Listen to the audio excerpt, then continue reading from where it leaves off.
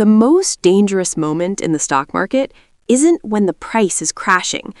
It's when everyone around you is convinced they're about to become a millionaire.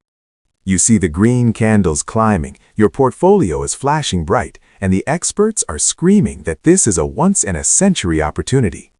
But behind the scenes, a silent, surgical operation is taking place.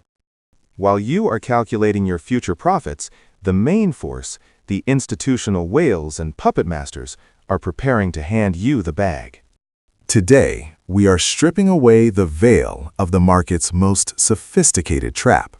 This is the anatomy of the ultimate harvest, how the big players use your own greed to facilitate their final exit. Act 1. The illusion of perpetual growth. To understand how you are harvested, you must first understand the life cycle of a market trend.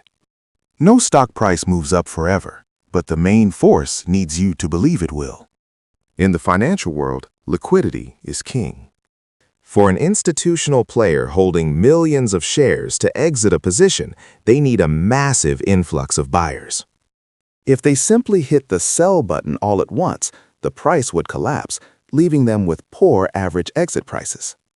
Thus, the harvest is not an event, it is a meticulously choreographed performance.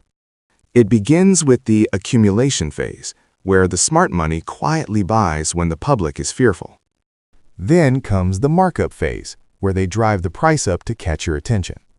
By the time you see the stock featured on every financial news outlet, the smart money is already looking for the door. They have built a beautiful narrative, a story of new paradigms and disruptive technology designed to trigger your fear of missing out, or FOMO. This is the psychological foundation of the harvest, turning your rational caution into irrational greed. Act 2. The mechanics of the distribution zone. As the stock reaches its peak, we enter what professional traders call the distribution phase. This is where the main force performs a delicate dance. They need to sell, but they must do it without alerting the retail crowd. Have you ever noticed a stock that stays at a high level for weeks, swinging wildly but never quite breaking out to new highs despite good news? This is the high-level sideways trap. On the surface, the volume looks healthy, and the dips are quickly bought up. You think, the support is strong. In reality, the main force is feeding their shares to the public in small, digestible chunks. They use iceberg orders to hide their massive sell blocks, revealing only a fraction of their intent. They create false breakouts, pushing the price just above a key resistance level to trigger buy-stop orders from retail traders. As you jump in thinking the moon mission is continuing, the whales are hitting you with every share they have left. This is the moment of maximum liquidity. Your greed provides the exit ramp for their billions. Act 3. The psychology of the good news barrage. Why do the biggest companies release their most glowing earnings reports or announce massive partnerships right at the top of a cycle? It's rarely a coincidence. The main force often has deep ties with media outlets and research firms. When the distribution is nearly complete, the news cycle hits a fever pitch. You'll see headlines like, "Why X stock could triple by next year," or "Analysts raise price targets." This is the social proof phase. The goal is to create a state of euphoria where the average investor loses their sense of risk. Philosophically, the market is a zero-sum game of perception.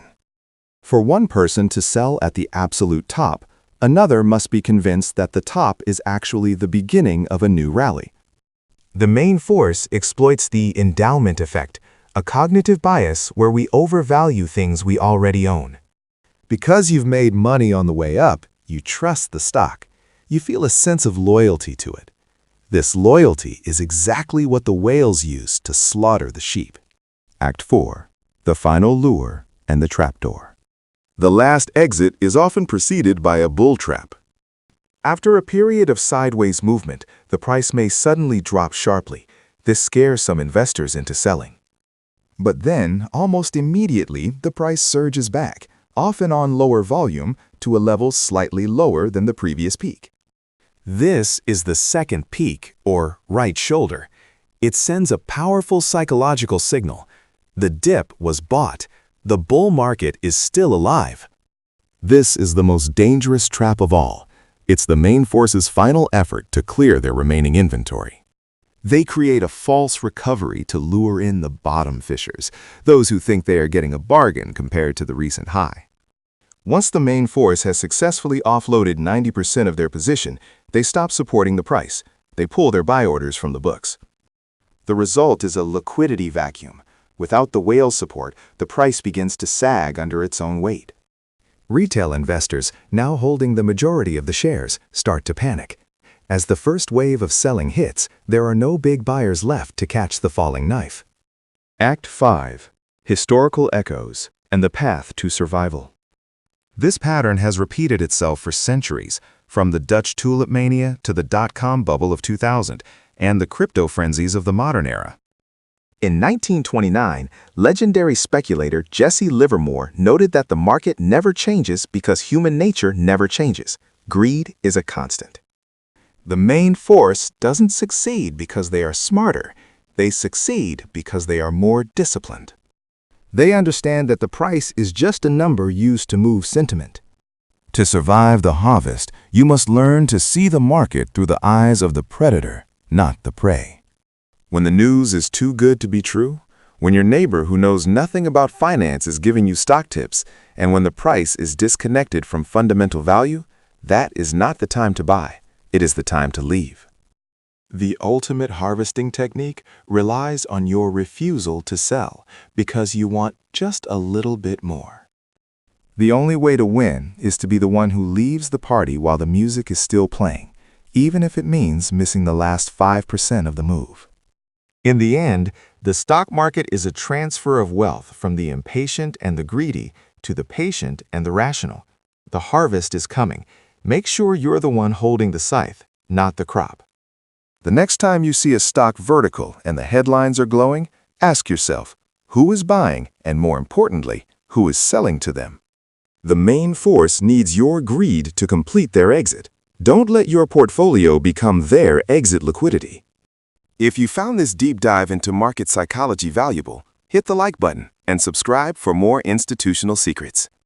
Let us know in the comments, have you ever been caught in a distribution trap?